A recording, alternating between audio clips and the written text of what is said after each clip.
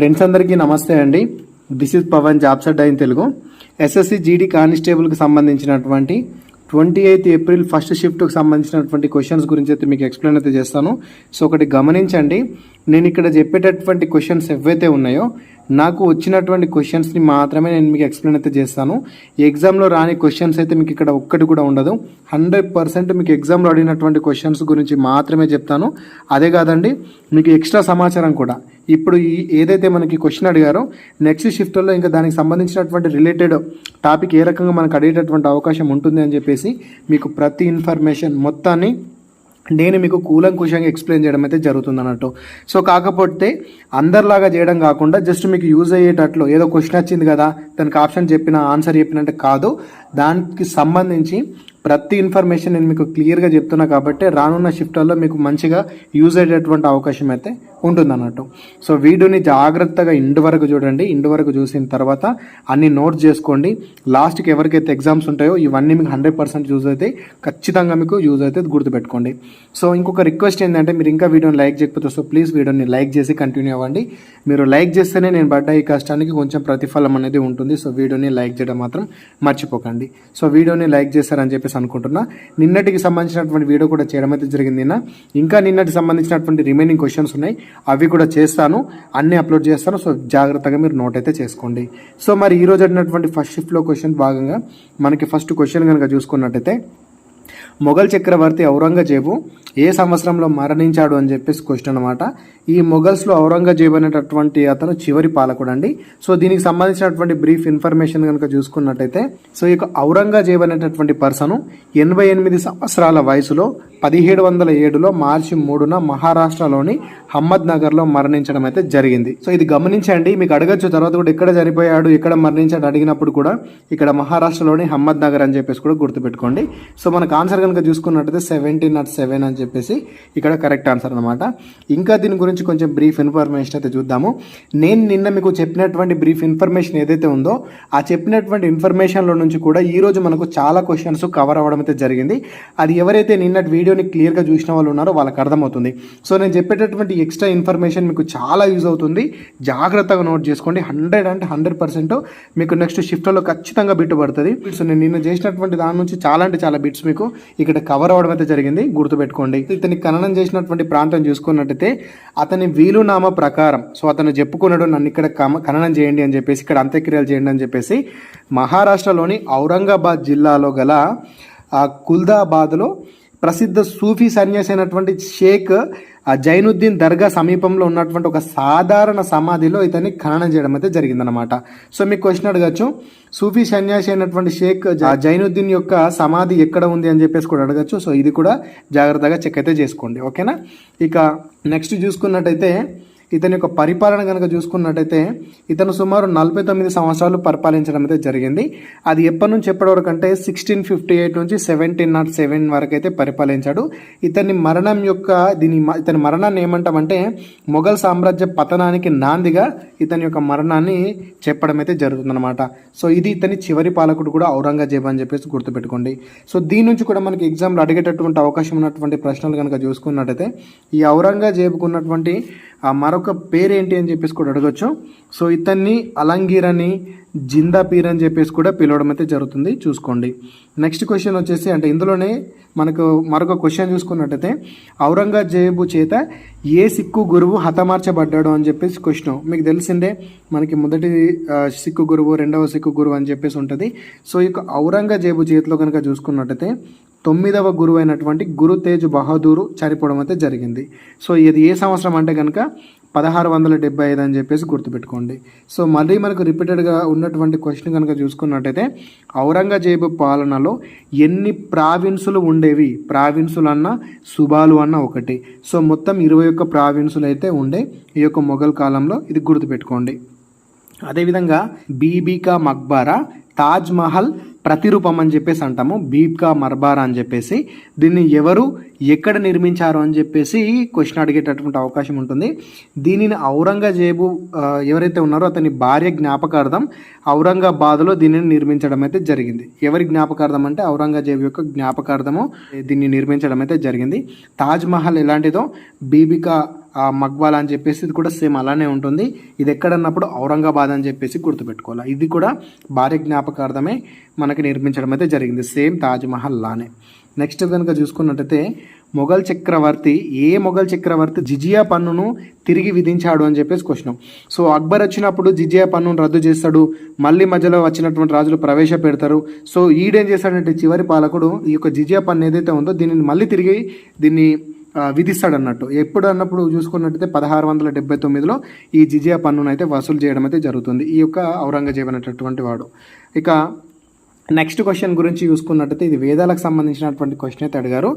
4 వేదాలలో ఏది సాంప్రదాయంగా సంగీతం మరియు గానం గురించి విస్తరించింది అని చెప్పేసి క్వశ్చన్ అనమాట.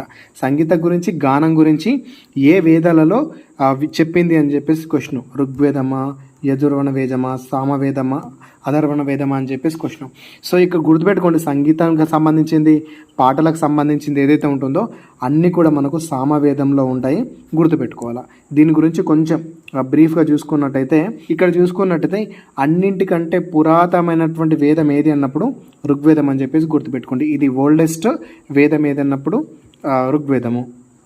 నెక్స్ట్ వచ్చేసి గాయత్రి మంత్రం ఏ వేదంలో ప్రస్తావించబడింది అని చెప్పేసి క్వశ్చన్. ఈ యొక్క గాయత్రి వేదం కూడా ఋగ్వేదంలోని 3వ మండలంలో ఇది మనకు చెప్పడం అయితే జరిగింది. ఇది ప్రీవియస్ క్వశ్చన్, ఇంతకుముందు మనకు రిపీటెడ్గా అడిగినారు, గుర్తుపెట్టుకోండి. గాయత్రి మంత్రం ఏ వేదంలో ప్రస్తావించబడింది అన్నప్పుడు ఋగ్వేదంలోని ఎన్నవ మండలంలో అనుకుంటే కనుక 3వ మండలంలో అని చెప్పేసి క్వశ్చన్ అన్నమాట, గుర్తుపెట్టుకోవాలా.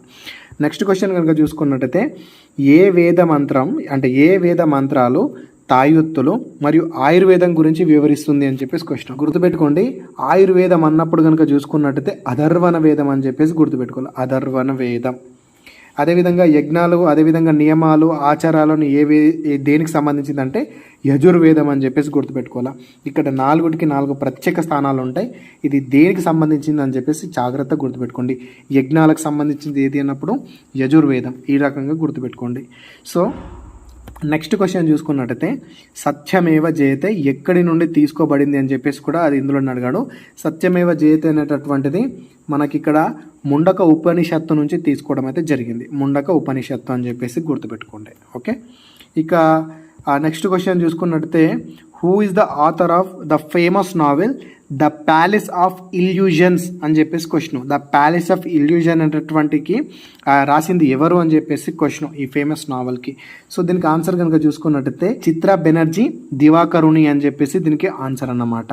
సో చూసుకున్నట్టయితే ఈ యొక్క నవల భారతీయ ఇతిహాసం. ఇక దీనికి సంబంధించినటువంటి ఇంకొన్ని ఇంపార్టెంట్ చూద్దాము. అంటే మీకు రానున్న షిఫ్ట్లలో మనకి పుస్తకాల గురించి అడుగుతున్నాడు కాబట్టి కొంచెం జాగ్రత్తగా ఏరియని కవర్ చేయండి. మనకు నిన్న కూడా ఒక క్వశ్చన్ అడగడం అయితే జరిగింది. సో దాని గురించి కూడా నేను క్లియర్గా ఎక్స్ట్రా ఇన్ఫర్మేషన్ కూడా చెప్పాను. సో మరి ప్రజెంట్ ఇప్పుడు చూసుకున్నట్టయితే మిగతా ఇన్ఫర్మేషన్ కనుక చూసుకున్నట్టయితే ది ఫారెస్ట్ ఆఫ్ ఎంచాంట్మెంట్ అని చెప్పేసి. సో ఇక్కడ చిత్రా బెనర్జీ దివాకరుని ఈమె ఇక్కడ రాయడం అయితే జరిగిందనమాట. ఇది రామాయణం ఆధారంగా రూపొందించబడింది అని చెప్పేసి క్వశ్చన్. సో ఇక్కడ చూడండి, ఈమె రాసినటువంటిది ఇక్కడ ఏదైతే ఉందో ఒకటి వచ్చేసి మనకు ద ప్యాలెస్ ఆఫ్ ఇల్యూజను, అదేవిధంగా ది ఫారెస్ట్ ఆఫ్ ఎంచాంట్మెంట్ అని చెప్పేసి కూడా గుర్తుపెట్టుకోండి. అది మహాభారతం గురించి ఉంటే ఇది రామాయణం గురించి రూపొందించినటువంటి అని చెప్పేసి గుర్తుపెట్టుకోవాలా. అదేవిధంగా the God of Small things అనేటటువంటి రచయిత ఎవరు? The God of Small things ఇక్కడ అరుంధతి రాయ్. ఈమె దీనికి గాను బూకర్ ప్రైజ్ కూడా గెలుచుకోవడం అయితే జరిగింది. ఇది మనకు ప్రివ్యూస్లో ఉన్నటువంటి కరెంట్ అఫైర్స్. అరుంధతి రాయ్ అని చెప్పేసి గుర్తుపెట్టుకోండి. ఇక్కడ అరుంధతి రాయ్ కూడా మీకు ఆప్షన్స్లో ఉంది. ఇక్కడ మీరు క్వశ్చన్ అంటే కన్ఫ్యూజన్ కావద్దు, కన్ఫ్యూజన్ తప్పు పెట్టద్దు. The God of Small Things Arundhati Roy. అదేవిధంగా మహాభారతాన్ని మొదట ఏమని పిలిచేవారని చెప్పేసి కూడా క్వశ్చన్ ఉంటుంది. దీన్ని జయహంసిత అని చెప్పేసి పిలిచేవాళ్ళం, జయ సంహిత మహాభారతాన్ని మొదటగా. అదేవిధంగా నిన్న క్వశ్చన్ అడిగిండ్రు ఎస్బీఐ బ్యాంకుకు ఉన్నటువంటి పురాతనమైనటువంటి పేరు. అంటే మనకు క్వశ్చన్ వేరే అడిగిండ్రు అక్కడ జాతీయమైనటువంటి బ్యాంకుల గురించి. బట్ ఎస్బీఐ యొక్క ఇంతకుముందు ఉన్నటువంటి ఫస్ట్ నేమ్ ఏంటి అంటే ఇంపీరియల్ బ్యాంక్ అని చెప్పేసి నేను అందులో చెప్పడం అయితే జరిగింది. గుర్తుపెట్టుకోవాలి, ఇంపీరియల్ బ్యాంక్. ఎస్బీఐ యొక్క పూర్వపు పేరు ఏంటి అన్నప్పుడు అది గుర్తుపెట్టుకోండి. మరి మహాభారతాన్ని మనం మొదటగా ఏమని పిలిచేవారంటే పూర్వపు నేమ్ ఏంటి అంటే జయ సంహిత అని చెప్పేసి గుర్తుపెట్టుకోవాలి. ఈ రకంగా మనం క్లబ్ చేసుకోవాలా, క్వశ్చన్స్ని రిలేటెడ్గా మనమే మార్చుకోవాలా. ఇక నెక్స్ట్ చూసుకున్నట్టయితే who is the author of the Inheritance of Loss అనేటటువంటి పుస్తక గ్రంథ రచయిత ఎవరు అని చెప్పేసి క్వశ్చన్ అయితే అడిగారు. సో ఈ పుస్తకం గురించి చూసుకున్నట్టయితే దీనికి కిరణ్ దేశాయ్ అనేటటువంటి వారు దీనికి రచయిత అని చెప్పేసి అయితే గుర్తుపెట్టుకోండి. సో నేను చెప్పేటటువంటి రిలేటెడ్ క్వశ్చన్స్ ఏవైతే ఉన్నాయో ఇవి మీకు రానున్న షిఫ్ట్లలో కంపల్సరీ వీటి నుంచి మీకు కవర్ అవుతాయి కాబట్టి సో చూసుకోండి. మనం వీడియో లేట్గా అప్లోడ్ చేయడానికి కూడా రీజన్ ఇదే. జస్ట్ మనకు క్వశ్చన్ వస్తుంది, ఆ క్వశ్చన్కి సంబంధించినటువంటి రిలేటెడ్ ఇన్ఫర్మేషన్ నేను చాలా గ్యాదర్ చేయాలి కాబట్టి సో దానికి కొంచెం నాకు టైం టేకింగ్ తీసుకునేటటువంటి పాసిబిలిటీస్ అయితే ఉంటాయి. అందుకోసమే కొంచెం లేట్గా అయినా కూడా అప్లోడ్ చేస్తున్నా. బట్ మీకు ఎక్కువ సమాచారాన్ని ఇవ్వాలి, రానున్న షిఫ్ట్లలో కూడా మీకు బిట్ అనేది మిస్ అవ్వద్దన్న ఉద్దేశంతో చెప్తున్నా. ఇంకో విషయం ఏంటంటే మనకు ప్యాటర్న్ కూడా మ్యాక్సిమం చాలా మటుకు మారింది.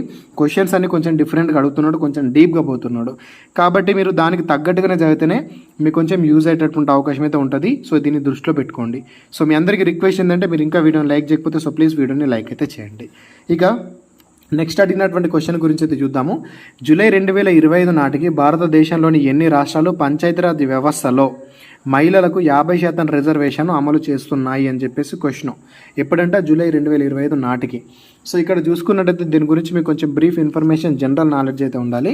ఇక్కడ భారత రాజ్యాంగ నిబంధన ప్రకారం చూసుకున్నట్టయితే భారత రాజ్యాంగం యొక్క 73 అయితే ఉందో మహిళలకు కనీసం 1/3 సీట్లను రిజర్వ్ చేయాలని చెప్పేసి నిర్దేశించింది. 1/3 అంటే ఏంది, ముగ్గురులో ఒక మహిళ ఉండాలి. అంటే మొత్తంగా చూసుకుంటే 33% రిజర్వేషన్ ఉండాలి అని చెప్పేసి చెప్తుంది. సో ఇది ఏ సవరణలో చేశారని చూసుకున్నట్టయితే 73వ సవరణ 1992లో చేయడం అయితే జరిగింది. ఇది గుర్తుపెట్టుకోండి. సో అదేవిధంగా ఈ యొక్క రాష్ట్రాలకు సంబంధించినటువంటి ముచ్చట చూసుకున్నట్టే కేంద్ర ప్రభుత్వం 33% నిబంధనను నిర్దేశించినప్పటికీ అనేక రాష్ట్రాలు దీనిని 50% కూడా పెంచాయి. కొన్ని రాష్ట్రాలు 33% ఇవ్వచ్చు, కొన్ని రాష్ట్రాలు 50% కూడా ఇవ్వచ్చు అన్నట్టు. అంటే 150 మంది 133 మందిని ఈ రకంగా మహిళలకు ఇచ్చేటటువంటి అవకాశం ఉంటుంది.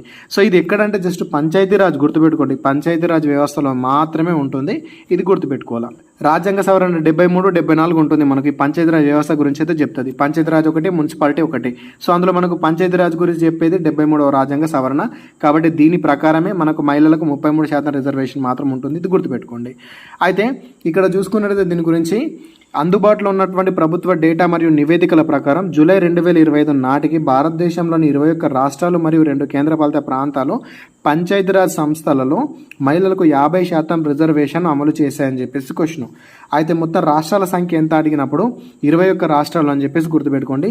ఆ రాష్ట్రాలు ఏవి అంటే ఈ రాష్ట్రాలు అని చెప్పేసి గుర్తుపెట్టుకోండి.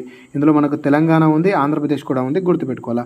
కేంద్రపాలిత ప్రాంతాలను చూసుకున్నట్టయితే ఇక్కడ 2 కేంద్రపాలిత ప్రాంతాలున్నాయి, లక్షద్వీప్ ఒకటి, అదేవిధంగా దాదర్ నగర్ హవేలీ అని చెప్పేసి గుర్తుపెట్టుకోండి. సో ఇది మనకు చాలా ఇంపార్టెంట్ ఉన్నటువంటి ముచ్చట. మీకు రానున్న వేరే ఎగ్జామ్లో కూడా మీకు అడిగేటటువంటి అవకాశం అయితే ఉంటుంది. సో ఇక్కడ మనకు రాష్ట్రాల గురించి అడిగింది కాబట్టి రాష్ట్రాలు 21 అని చెప్పేసి గుర్తుపెట్టుకోవాలి. ఇక్కడ కరెక్ట్ ఆన్సర్ కనుక చూసుకుంటే మనకు ఆప్షన్ సి అనేది కరెక్ట్ ఆన్సర్ అన్నమాట. ఇక దీని గురించి ఇంకొక ఇతర సమాచారం కనుక చూసుకున్నట్టయితే భారత రాజ్యాంగంలోని ఆర్టికల్ 243D ప్రకారం పంచాయతీలలో మహిళలకు కనీసం 33% రిజర్వేషన్ తప్పనిసరిగా ఇవ్వాల్సి ఉంటుంది. కానీ చాలా రాష్ట్రాలు 50% కూడా పెంచుతున్నాయి, అది వాళ్ళ ఇష్టం. బట్ ఇది ఏ ఆర్టికల్ అన్నప్పుడు కూడా గుర్తుపెట్టుకోండి, 243D ప్రకారము మహిళలకు 33% రిజర్వేషన్ అనేది ఉండాలి అని చెప్పేసి చెప్తుంది.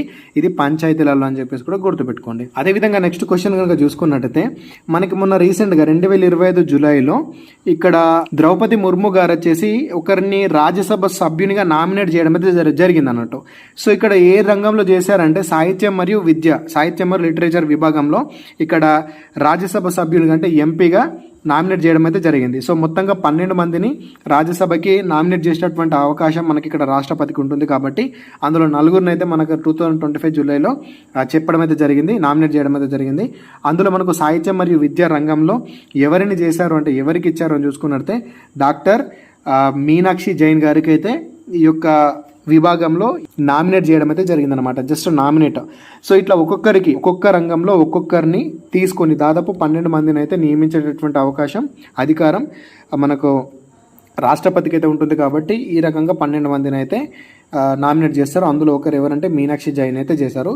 ఆ సమయంలో మొత్తంగా 4 అయితే నామినేట్ చేయడం అయితే జరిగింది. ఆ 4 వీళ్ళే అండి. ఒక్కొక్కరికి ఒక్కొక్క ప్రత్యేకత ఉంటుంది, అది మనం తెలుసుకోవాలా.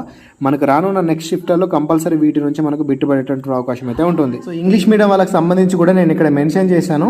ఈ పీడిఎఫ్ని కూడా నేను ఇంకొక 2 days తర్వాత అయినా కూడా టెలిగ్రామ్లో పెట్టేస్తాను. మీరు ఇంకా టెలిగ్రామ్లో లేకపోతే టెలిగ్రామ్కి వెళ్ళి జాయిన్ అవ్వండి.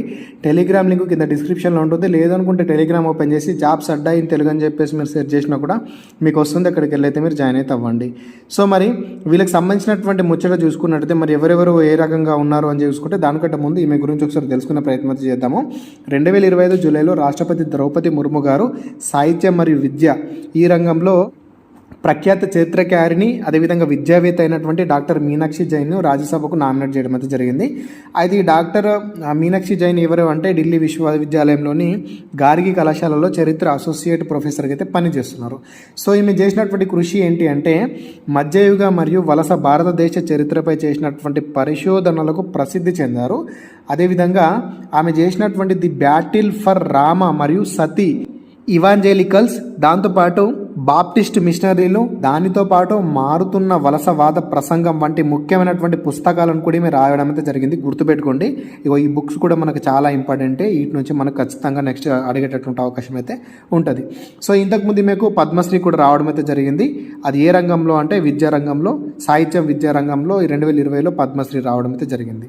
అదేవిధంగా రిమైనింగ్ ఎవరైతే ముగ్గురు ఉన్నారో వాళ్ళ గురించి కూడా మనం చూద్దాము. ఇక్కడ హర్షవర్ధన్ సింగ్లా, ఇతను చూసుకున్నట్టయితే ఇతను మాజీ విదేశాంగ కార్యదర్శి అండి. సివిల్ సర్వెంట్ పబ్లిక్ అఫైర్స్ విభాగంలో అంటే విదేశాంగ సేవలు ప్రజా వ్యవహారాల విభాగంలో ఇతనికి మెంబర్ ఆఫ్ పార్లమెంట్కు నామినేట్ చేయడం అయితే జరిగింది. ఇక్కడ పి సదానంద్ మాస్టర్ ఎవరైతే ఉన్నారో, సదానంద్ మాస్టర్ వచ్చేసి కేరళకు చెందినటువంటి ఒక సామాజిక మరియు విద్యావేత్త. ఇతనికి సోషల్ సర్వీస్ సామాజిక సేవ విభాగంలో నామినేట్ చేయడం అయితే జరిగింది. ఇది కూడా కొంచెం ఇంపార్టెంట్, గుర్తుపెట్టుకోండి. మనకు కొంచెం డీప్గానే పోతున్నాడు వాడు, డీప్గా అడుగుతున్నాడు కాబట్టి చూసుకోవాలా. దీని గురించి మరొక ఇన్ఫర్మేషన్ చూడండి. రాజ్యాంగంలోని ఆర్టికల్ 80 ప్రకారము సాహిత్యం, విజ్ఞాన శాస్త్రం, కళలు మరియు సామాజిక సేవ రంగాలలో విశేష కృషి చేసినటువంటి 12 మంది సభ్యులను రాజ్యసభకు నామినేట్ చేసేటటువంటి అధికారం రాష్ట్రపతికి అయితే ఉంటుంది. సో ఈ రాష్ట్రపతి నామినేట్ చేసేటటువంటి అధికారం ఏదైతే ఉందో ఏ ఆర్టికల్ అన్నప్పుడు ఆర్టికల్ 80 అని చెప్పేసి గుర్తుపెట్టుకోవాలి. ఇది కొంచెం ఇంపార్టెంట్. నెక్స్ట్ క్వశ్చన్ చూసుకున్నట్టయితే వంటి బింబుసారుని ఎవరు చంపారు అని చెప్పేసి క్వశ్చన్. సో దీన్ని చంపింది ఎవరంటే అజాత శత్రువు ఇతన్ని చంపడం అయితే జరుగుతుందండి. సో దీని గురించి కొంచెం చూసుకున్నట్టయితే నేను నిన్నటి వీడియోలో దీని గురించి క్లియర్ కట్గా చెప్పడం అయితే జరిగింది. ఏవైతే మగధ సామ్రాజ్యం ఉందో వాళ్ళ గురించి మొత్తం చెప్పాను. నేను చెప్పినా ఈరోజు బిట్టుపడ్డది, వీళ్ళ నుంచి పక్క మనకు బిట్టుపడుతుంది. నిన్నటి వీడియోలో మొత్తం చెప్పాను. ఆ వీడియో చూసారంటే మీకు అర్థమవుతుంది మొదటి రాజు ఎవరు, చివరి రాజు ఎవరు, అశోకుని ప్రాముఖ్యత ఏంటి, అసలు ఏంటి ఉంది అని చెప్పేసి క్లియర్గా చెప్పాను. అది చూస్తే మీకు అర్థమవుతుంది. సో మొత్తం ఏంటంటే బింబుసారుడు చేసినటువంటి మంచి పని ఏంటి, కృషి ఏంటంటే బింబుసారుడు మగధ సామ్రాజ్యానికి పునాది వేసి రాజగృహను దాని రాజధానిగా చేయడం అయితే జరిగింది. అతను బుద్ధునికి మరియు అతని చిత్రాలకు ఆరాధ్య దైవం అని చెప్పేసి గుర్తుపెట్టుకోవాలా. అదేవిధంగా పరీక్షలో మనకు అడిగేటటువంటి ఇంకా ఇతర ప్రశ్నలు ఒకసారి చూసుకుందాము. ఇక్కడ ప్రశ్న అంటే ఫస్ట్ క్వశ్చన్ వచ్చేసి బింబుసారుడు సంబంధించినటువంటి మరొక పేర్లు ఏంటంటే శ్రేణిక అండి. అజాతశత్రు యొక్క ముద్దు పేరు ఏంటి అంటే కునిక అని చెప్పేసి గుర్తుపెట్టుకోవాలా. దాంతోపాటు మొదటి బౌద్ధ మండలి ఎవరి పాలనలో జరిగింది అని చెప్పేసి క్వశ్చన్. అజాతశత్రు పాలనలో జరగడం అయితే జరుగుతుంది. ఎప్పుడన్నప్పుడు 483, అది ఎక్కడ అన్నప్పుడు రాజగృహం అని చెప్పేసి గుర్తుపెట్టుకోండి. ఇక్కడ నెక్స్ట్ క్వశ్చన్ వచ్చేసి పాటలీపుత్ర నగరాన్ని ఎవరు స్థాపించారన్నప్పుడు ఉద్బిన్. అయితే మీకు ఇక్కడ ఒక పాయింట్ చెప్తే జాగ్రత్తగా గుర్తుపెట్టుకోండి. ఇక్కడ మొదటి బౌద్ధ మండలి ఎవరి పాలనలో జరిగిందన్నప్పుడు అజాతశత్రు అని చెప్పేసి అన్నారు కదా. మొత్తం మనకి ఇక్కడ 4 బౌద్ధ మండలి జరగడం అయితే జరుగుతుంది. మొత్తం 4 బౌద్ధ సంగీతాలు అని చెప్పొచ్చు, ఏదన్నా పిలుచుకోవచ్చు. ఈ 4 ఎక్కడ జరిగింది, ఎవరి పాలనలో జరిగింది అని చెప్పేసి చాలా ఇంపార్టెంట్. దీనికి ఒక కోడ్ ఉంటుంది, చూసుకోండి. ఆ కోడ్ వచ్చేసి ఆకా రావై పాక. గుర్తుపెట్టుకోండి, ఆక రావై పాక. ఆ అంటే అజాతశత్రువు రాజగృహం అని చెప్పేసి గుర్తుపెట్టుకోవాలా. కా అంటే కాలాశోకుడు, వై అంటే వైశాలి అని చెప్పేసి గుర్తుపెట్టుకోవాలా. ఇక్కడ ఆ అంటే అశోకుడు వచ్చేసి పాటలీపుత్ర అని చెప్పేసి గుర్తుపెట్టుకోవాలా. కా అంటే కనిష్కుడు, ఇది కళింగలో అని చెప్పేసి గుర్తుపెట్టుకోవాలా. ఇది చాలా ఇంపార్టెంట్. ఈ 4 గుర్తుపెట్టుకోండి. మీకు రానున్న షిఫ్ట్లలో కంపల్సరీ బిట్ అయ్యేటటువంటి అవకాశం అయితే ఉంటుంది. ఫస్ట్ అజాతశత్రువు, కాలాశోకుడు, అశోకుడు, కనిష్కుడు అని చెప్పేసి గుర్తుపెట్టుకోండి. రాజగృహము, వైశాలి, పాటలీపుత్ర, అదేవిధంగా కళింగ అని చెప్పేసి ఈ రకంగా గుర్తుపెట్టుకోండి. ఇవి చాలా ఇంపార్టెంట్, ఈ పేరు గుర్తుపెట్టుకోండి. అదేవిధంగా మరొక క్వశ్చన్ చూసుకుందామండి. ఇక్కడ ఏమడుగుతున్నాడంటే కింది రాష్ట్రాలలో ఏ రాష్ట్రము బంగ్లాదేశ్ సరిహద్దుతోటి పంచుకోలేనటువంటి రాష్ట్రం ఏది అని చెప్పేసి క్వశ్చన్. సో ఇక్కడ చూసుకున్నట్లయితే వెస్ట్ బెంగాల్, భూభాగాన్ని పంచుకుంటుంది, త్రిపుర పంచుకుంటుంది, అస్సాం పంచుకుంటుంది, ఒడిశా అనేది కొంచెం మధ్యలో ఉంటుంది కాబట్టి ఒడిశా అనేది బంగ్లాదేశ్ తోటి సంబంధం లేదు, బంగ్లాదేశ్ భూభాగాన్ని ఒడిశా పంచుకోవడం లేదు అని చెప్పేసి గుర్తుపెట్టుకోండి. సో దీనికి ఆన్సర్ వచ్చేసి ఆప్షన్ డి అనేది కరెక్ట్ ఆన్సర్. సో దీని గురించి కొంచెం ఇంపార్టెన్స్ కనుక చూసుకున్నట్లయితే మొత్తం 3 వైపులా బంగ్లాదేశ్ చేత చుట్టుముట్టబడినటువంటి భారత రాష్ట్రం ఏది అన్నప్పుడు త్రిపుర. అయితే ఈ బంగ్లాదేశ్ తోటి ఎక్కువ మొత్తంలో భూభాగాన్ని పంచుకుంటున్నటువంటి రాష్ట్రం ఏదన్నప్పుడు వెస్ట్ బెంగాల్ అని చెప్పేసి గుర్తుపెట్టుకోండి. సుమారు 2217 అని చెప్పేసి గుర్తుపెట్టుకోవాలి. 2217 కిలోమీటర్ల దూరాన్ని అయితే బంగ్లాదేశ్ తోటి అయితే పంచుకుంటుంది. నెక్స్ట్ క్వశ్చన్ కనుక చూసుకున్నట్టయితే భారత రాజ్యాంగం మంత్రిమండలిలోని మంత్రుల మొత్తం సంఖ్య లోక్సభలోని మొత్తం సభ్యుల సంఖ్యలో ఎంత శాతానికి మించకూడదు క్వశ్చన్. సో ఇది 15% మించకూడదు అని చెప్పేసి ఆన్సర్. నెక్స్ట్ క్వశ్చన్ చూసుకున్నట్టయితే గుజరాత్లోని ప్రసిద్ధ తిప్పాని జానపద నృత్యంలో ప్రధానంగా ఏ నృత్యం చేస్తారు? సో నేను నిన్న దీని గురించి ఆల్రెడీ వీడియో చేశాను, నిన్నటి వీడియోలో క్లియర్గా చెప్పడం అయితే జరిగింది. సో ఏ నృత్యం చేస్తారని చెప్పేసి క్వశ్చన్. ఇక్కడ జంజీరా అండ్ ధాప్లీ అని చెప్పేసి గుర్తుపెట్టుకోండి. ధాప్లీ, జంజీరా అండ్ ధాప్లీ అని చెప్పేసి దీనికి ఆన్సర్ అన్నమాట. సో దీనికి సంబంధించినటువంటి ఇంకొక ఇంపార్టెన్స్ కనుక చూడండి. గుజరాత్ అనేది ఏదైతే ఉందో గుజరాత్ యొక్క ప్రసిద్ధ జానపద నృత్యం, దీనిని కోలీ మరియు ఖార్వా తెగల మహిళలు మాత్రమే ప్రదర్శించడం అయితే జరుగుతుంది. ఇది గుర్తుపెట్టుకోవాలా. దీనికి సంబంధించినటువంటి ముఖ్యమైన వాయిద్యాలు కనుక చూసుకున్నట్టయితే ఈ నృత్యంలో మంజీరా, థాలి, ధూరి, జంజీరా, దఫ్తి, ధోల్, నగాదా మరియు షేహనాయ్ అనేటటువంటి వాయిద్యాలను ఉపయోగించడం అనేది జరుగుతుంది. ఇందులో ఇది గుర్తుపెట్టుకోవాలి. ఇది కొంచెం మనకు కొంచెం అడగచ్చు, డెప్త్గానే పోతుండే ఈ డ్యాన్సులలో వీటిలలో డెప్త్గా పోతుండే. ఇంతకుముందు పైన అడుగుతుండే, ఇప్పుడు పైన అడగట్లేదు, గుర్తుపెట్టుకోండి. సో ఇందులో ఇంకొక ముఖ్యమైనటువంటిది ఏంటి అంటే గార్బో ఏ జానపద నృత్యానికి సంబంధించింది అన్నప్పుడు వాక్య నృత్యం అని చెప్పేసి గుర్తుపెట్టుకోండి. అదేవిధంగా దిశవాణి నృత్యం ప్రధానంగా ఏ రాష్ట్రానికి సంబంధించింది అన్నప్పుడు గుజరాత్ అని చెప్పేసి ఇట్లా కొంచెం గుర్తుపెట్టుకోండి. ఓకే, ఇవి కొంచెం ఇంపార్టెంట్. నెక్స్ట్ క్వశ్చన్ వచ్చేసి 1991కి ముందు భారతదేశంలో ప్రైవేట్ రంగ హక్కులు ప్రధానంగా ఏ వ్యవస్థ ద్వారా పరిమితం చేయబడ్డాయని చెప్పేసి క్వశ్చన్. ఈ ప్రైవేటు రంగానికి సంబంధించినటువంటి ముచ్చట కొంచెం ఇంపార్టెంట్ మనకు. సో ఇక్కడ దీని గురించి చూసుకున్నట్టయితే దీనికి ఆన్సర్ వచ్చేసి లైసెన్స్ రాజ్ అని చెప్పేసి దీనికి కరెక్ట్ ఆన్సర్ అన్నమాట. ఇది గుర్తుపెట్టుకోండి, లైసెన్స్ రాజ్ అనేది కరెక్ట్. ఒక్కసారి బ్రీఫ్ ఇన్ఫర్మేషన్ చూసుకున్నట్టయితే కొత్త పారిశ్రామిక విధానం కింద పివి నరసింహారావు ప్రభుత్వం 24 జూలై 1991 దీన్ని నిలిపివేసిండ్రు. ఈ యొక్క విధానాన్ని అయితే నిలిపివేయడం అయితే జరిగిందనమాట. అయితే ఇంకా మన క్వశ్చన్స్ ఏం అడగవచ్చు అంటే దీని గురించి లైసెన్స్ రాజ్ అనేటటువంటి పదాన్ని ఎవరు సృష్టించారు అంటే సి రాజగోపాలాచారి అని చెప్పేసి గుర్తుపెట్టుకోండి. అంటే చక్రవర్తుల రాజగోపాలాచారి ఇతని యొక్క పూర్తి పేరు. అదేవిధంగా 1991 నాటి కొత్త పారిశ్రామిక విధాన పితామహుడు ఎవరంటే కనుక మన్మోహన్ సింగ్ అని చెప్పేసి కూడా గుర్తుపెట్టుకోండి. దాంతోపాటు 1991కి ముందు ఎన్ని పరిశ్రమలు కేవలం ప్రభుత్వ రంగానికి మాత్రమే కేటాయించబడ్డాయని చూసుకున్నట్టయితే 17 పరిశ్రమలు అండి. ఇది గుర్తుపెట్టుకోవాలి. ఇది ఏ పారిశ్రామిక విధానం ప్రకారం అంటే 1956 పారిశ్రామిక విధానం ప్రకారము 17 పరిశ్రమలు 1991కి ముందు ఉండేయని చెప్పేసి గుర్తుపెట్టుకోవాలి. లైసెన్సింగ్ విధానం ఏ చట్టం కింద నియంత్రించబడింది అని చెప్పి చూసుకున్నట్టయితే ఇక్కడ IDRA అని చెప్పేసి గుర్తుపెట్టుకోవాలి. అభివృద్ధి మరియు నియంత్రణ చట్టం, పరిశ్రమల అభివృద్ధి మరియు నియంత్రణ చట్టం అని చెప్పేసి గుర్తుపెట్టుకోవాలి. 1991 తర్వాత ఏ రంగాలకు లైసెన్సింగ్ తప్పనిసరి చేయబడింది అన్నప్పుడు గుర్తుపెట్టుకోండి రక్షణ మరియు ప్రమాదకర రసాయనాలు, దాంతోపాటు పొగాకు, దాంతోపాటు ఏరోస్పేస్ వంటి సున్నితమైనటువంటి రంగాలకు కంపల్సరీ లైసెన్సింగ్ అనేది ఉండాలి అని చెప్పేసి ఇక్కడ 1991 తర్వాత చేయడం అయితే జరిగిందనమాట. అదేవిధంగా ఈ యొక్క లైసెన్స్ రాజ్ అనేటటువంటి పదాన్ని మొదటగా ఎవరు ఉపయోగించారంటే ఇంతకుముందు చెప్పాను కదా చక్రవర్తుల రాజగోపాలాచారి అని చెప్పేసి గుర్తుపెట్టుకోండి. ఎల్పిజి మోడల్ యొక్క పూర్తి రూపం ఏంటి అంటే ఎల్పిజికి సంబంధించినటువంటి ఏదైతే ఉందో ఈ యొక్క మోడల్ యొక్క ఫుల్ ఫామ్ ఏంటి అని చెప్పేసి క్వశ్చన్. ఇక్కడ చూసుకున్నట్టయితే లిబరలైజేషన్, ప్రైవేటైజేషన్ అండ్ గ్లోబలైజేషన్ అని చెప్పేసి గుర్తుపెట్టుకోవాలా. సో ఇది కూడా కొంచెం ఇంపార్టెంట్ గుర్తుపెట్టుకోండి. ఇక్కడ చూసుకున్నట్లయితే which new law replaced FERA ప్లేస్లో వేరే దాన్ని అయితే ఇంప్లిమెంట్ చేయడం అయితే జరిగింది. అది ఏంటి అని చెప్పేసి క్వశ్చన్ అనమాట. అది ఫెమా అండి. ఫెరా ప్లేస్లో వచ్చింది ఏంటంటే ఫేమా అని చెప్పేసి గుర్తుపెట్టుకోవాలి. ఫేమా ఫారెన్ ఎక్స్చేంజ్ మేనేజ్మెంట్ యాక్ట్ 1999లో దీన్ని తీసుకురావడం అయితే జరిగింది. సో ఇది గుర్తుపెట్టుకోవాలి. అదేవిధంగా when was the new industrial policy announced అన్నప్పుడు 24 జూలై 1991 అని చెప్పేసి గుర్తుపెట్టుకోండి. ఈ 1991 అనేటటువంటి ఇయర్ మనకి ఇండస్ట్రియల్ సంబంధించినటువంటి విధానంలో చాలా ముఖ్యమైనటువంటి చట్టాలు తీసుకురావడానికి దోహదం చేసినటువంటి ఇయర్ అని చెప్పేసి గుర్తుపెట్టుకోవాలి. ఇక దీనికి సంబంధించినటువంటి మిగతా క్వశ్చన్స్ అన్నీ కూడా ఒకసారి వీలైతే చూసుకోండి, ప్రయత్నం చేయండి. అదేవిధంగా ఈ పీడిఎఫ్ని కూడా నేను టెలిగ్రామ్లో పెట్టేస్తాను, అక్కడికి వెళ్ళి మీరు చూసుకున్నా కూడా మీకు ఎంతో కొంత యూజ్ అవుతుంది. సో ప్రతి ఒక్కరు టెలిగ్రామ్లో జాయిన్ అవ్వడం మాత్రం మర్చిపోకండి. నెక్స్ట్ క్వశ్చన్ వచ్చేసి అక్టోబర్ 2017లో భారతదేశం ఇరాన్లోని చాందాహార్ పోర్టు ద్వారా ఆఫ్ఘనిస్తాన్కు మానవతా సహాయం కింద దేనిని పంపడం అయితే జరిగింది. ఒక సరుకునైతే పంపినాము, దేని పంపామని చెప్పేసి క్వశ్చన్. 2017లో మానవతా దృక్పథంతో ఇరాన్లోని చాందార్ పోర్టు నుండి ఆ పోర్టు ద్వారా ఆఫ్ఘనిస్తాన్కు మనం పంపడం అయితే జరిగింది అన్నట్టు. సో అది ఏంటి అన్నప్పుడు చూసుకున్నట్టయితే మనం పంపింది ఇక్కడ గోధుమల్ని పంపడం అయితే జరిగింది. గుర్తుపెట్టుకోవాలి, వీట్ అని చెప్పేసి గుర్తుపెట్టుకోండి. ఇక్కడ దాని గురించి మనకు రిమైనింగ్ ఇన్ఫర్మేషన్ కూడా ఉంది, ఒకసారి అయితే వీలైతే చదివే ప్రయత్నం చేయండి. సో దీని గురించి మనం దీని ఎక్స్ట్రా ఇన్ఫర్మేషన్ చూసుకున్నట్టయితే 2017 అక్టోబర్ 29న భారతదేశం చాంబాహార్ ఓడరేవు ద్వారా ఆఫ్ఘనిస్తాన్కు తన మొదటి గోధుమ సరుకులను రవాణా చేయడం అయితే జరిగింది. ఈ చాంబాహార్ ఓడరేవు ఏ దేశంలో ఉందంటే ఇరాన్లో ఉంటుంది. ఇది ఇరాన్ ఎక్కడంటే ఒమన్ గల్ఫ్లో అయితే ఉంటుందన్నమాట. ఈ చాంబాహార్కి సంబంధించినటువంటి పోర్ట్లోని ఏ టెర్మినల్ భారతదేశం స్వాధీనం చేసుకుంది అన్నట్టు అడిగితే కనుక షాయిద్ బెహెస్టీ టెర్మినల్ అని చెప్పేసి కూడా గుర్తుపెట్టుకోండి.